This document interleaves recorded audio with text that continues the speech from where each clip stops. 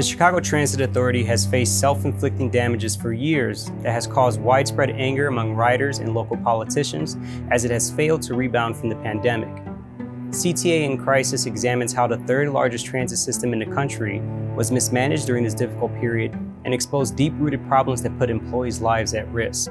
Our story showed how the transit system's rubber-stamped governing body is filled with political insiders instead of experts. We exposed the travel habits of the CTA president, who spent more time traveling the world than visiting stations while the system floundered. And we reported how a backdoor deal between the CTA and an AI gun detection company came about without board approval. Our most tragic story recounted the final moments of Antia Lyons, a veteran CTA employee who died while she sat behind the wheel of her bus.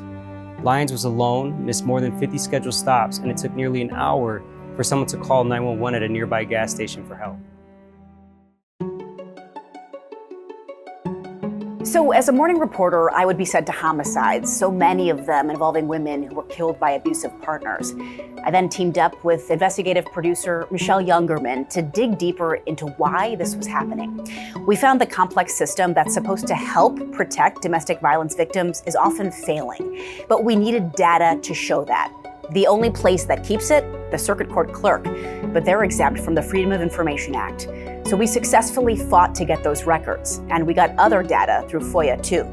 We also developed relationships with critical sources working inside the system. What we found, the sheriff's office had an incredibly low service rate. Abusers were not getting served stay-away orders. So you'll see we confronted the sheriff about that. We also found Chicago police officers repeatedly failing to arrest abusers. And then this, a legal loophole allowing domestic abusers to keep their guns.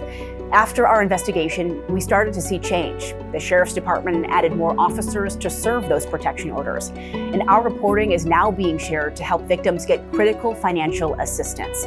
Lawmakers tell us our investigation is being used as they too work to fix the system. Our medical misconduct series exposed how Illinois healthcare systems failed to protect patients from sexual abuse by doctors and other care providers. We identified multiple examples of healthcare workers who were accused of abuse, yet their employers allowed them to keep working with patients. We started by looking at allegations against Dr. Fabio Ortega, a former OBGYN at Endeavor Health. Over the years, more and more women had come forward alleging the doctor had sexually abused them. We found that Endeavor had allowed Ortega to continue seeing patients for months, despite knowing of allegations, and even after it learned he was under police investigation for patient abuse. We didn't stop there.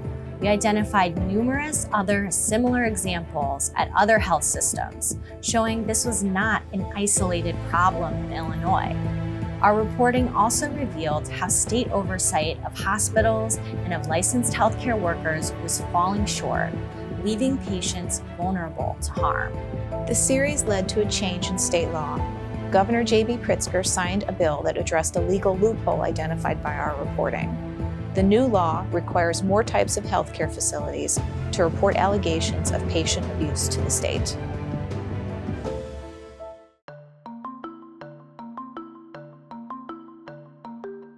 Our investigation dismissed uncovered how sexual assault happens with impunity in Chicago.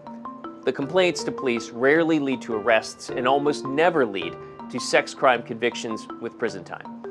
How do we know that? Well, we looked at a lot of complaints. Our team spent months examining more than 21,000 complaints to Chicago police and discovered time and again the charges and the arrests kind of went by the wayside. We noticed this sort of funneling effect where thousands of complaints poured in, but there were fewer and fewer arrests and fewer charges that actually stuck by the time it got to court. All told, just 1.5% of all of those complaints resulted in sex crime convictions with prison time. And to make this largely data-driven story come to life, we really needed to hear from survivors. And that took a lot of time, effort on our part, and certainly courage on the part of the women who shared their stories. And when we began to listen to them, the namesake of our investigation became pretty obvious. The women felt dismissed, much like the charges against the accused. And we had this really sort of overarching question of why was this happening? Why were all of these cases failing? And there wasn't a through point. There wasn't a singular answer. It was really a myriad of things. We found victims who didn't want to go forward with trial, prosecutors who were more content with plea bargain agreements on lesser charges, women who tell us they felt disbelieved by police, and in other cases, hospitals failing them, failing to provide adequate treatment, including asking them if they'd like a rape kit, even though these services are required to be provided by law.